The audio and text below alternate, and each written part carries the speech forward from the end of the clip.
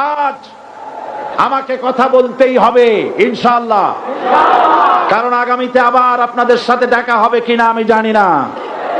কথা বলতেই হবে।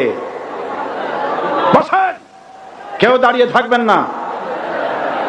আমি দেখতে পাচ্ছি বাংলাদেশের ভাগ্য আকাশে উত্তর গগনে কালো মেঘ জমা হয়েছে, ঝড়ের পূর্বাভাস লক্ষ্য করছি।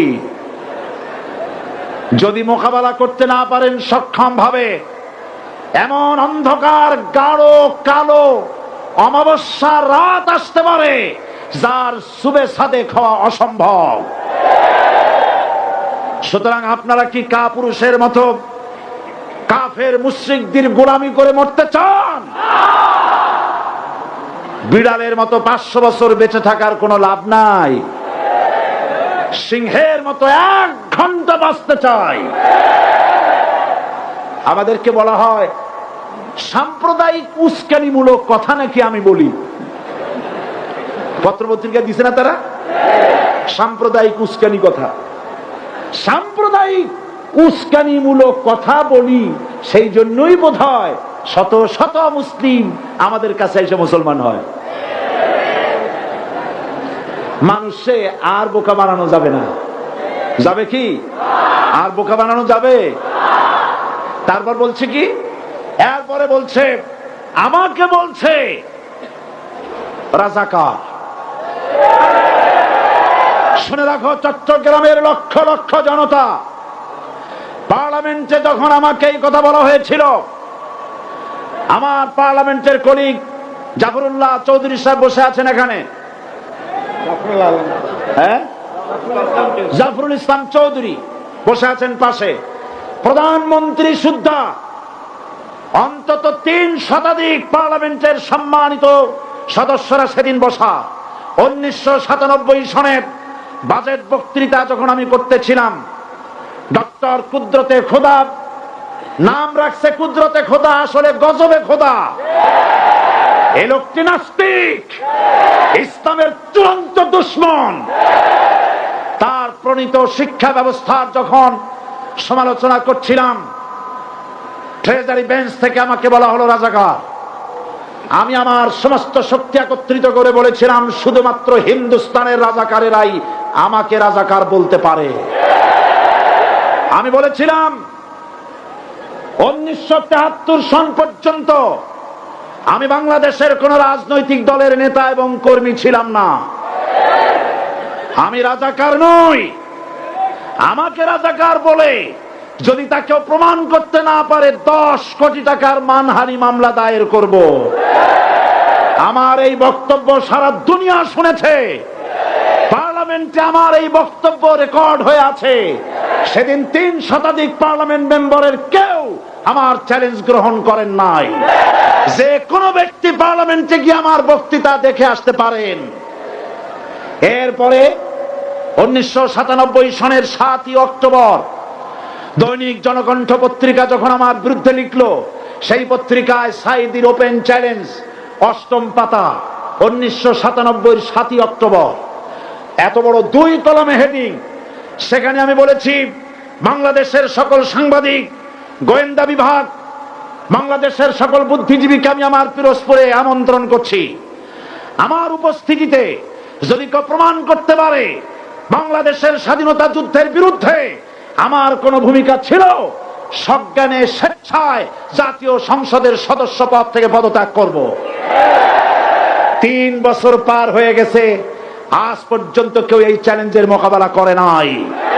সুতরাং আমাকে যারা রাজাকার বলবে তারা পিতৃ পরিচয়হীন অবৈধ সন্তান। 1971 সনের, শোনো মুসলমানেরা, 1971 সনের কোন কাদা সাইদির গায়ে লাগে নাই। আমাকে রাজাকার বলে জনগণ থেকে বিচ্ছিন্ন করবা, জনগণ থেকে আমারে বিচ্ছিন্ন করা যাবে না। কারণ এই জনগণ আমার জন্য আসে না, এই জনগণ আসে আল্লাহর কোরআনের জন্য।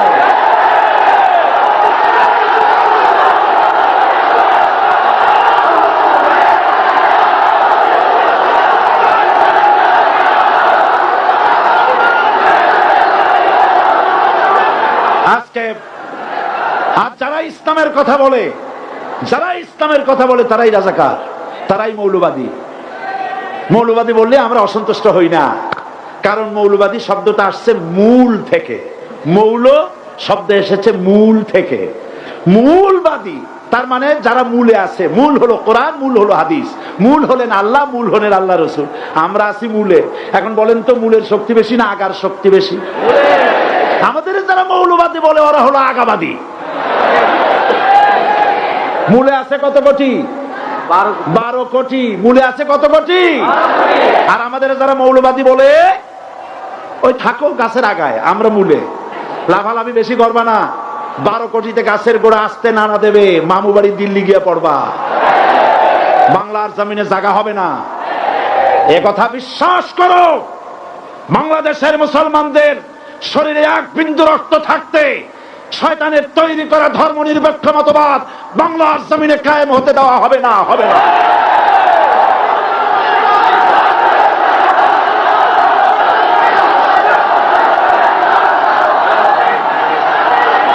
রাসূল করিম সাল্লাল্লাহু আলাইহি ওয়াসাল্লাম কোরআন প্রতিষ্ঠার জন্য আন্দোলন করেছিলেন।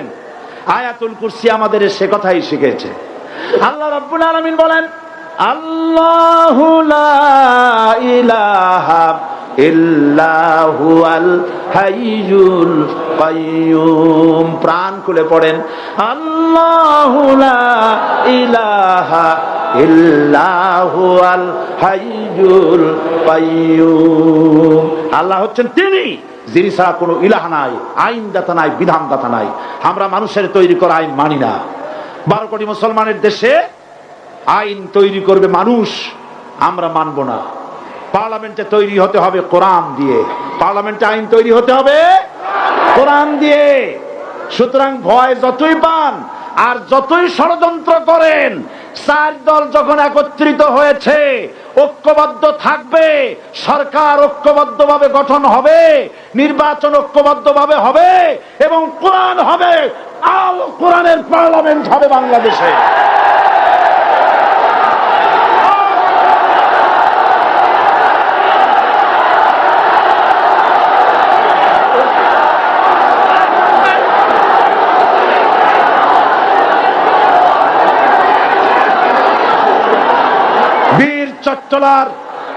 বীর চট্টলার মুসলমানেরা, বীর চট্টলার মুসলমানেরা স্বাধীনতার ঘোষণা এই চট্টগ্রাম থেকে স্বাধীনতার মহান ঘোষক প্রেসিডেন্ট জিয়াউর রহমান সাহেব দিয়েছিলেন।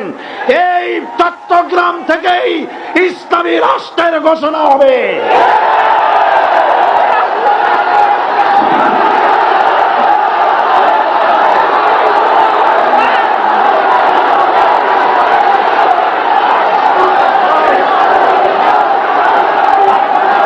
আশাবাদী আপনারা অবশ্যই তা পারবেন। আমি 100% বিশ্বাস করি ইনশাআল্লাহ।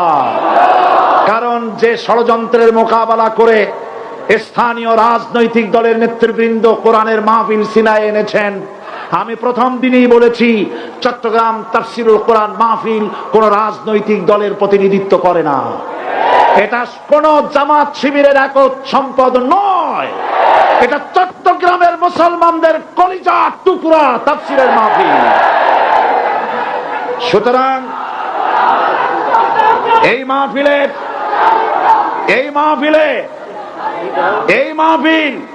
চট্টগ্রামে থাকবে ইনশাআল্লাহ কিয়ামত পর্যন্ত।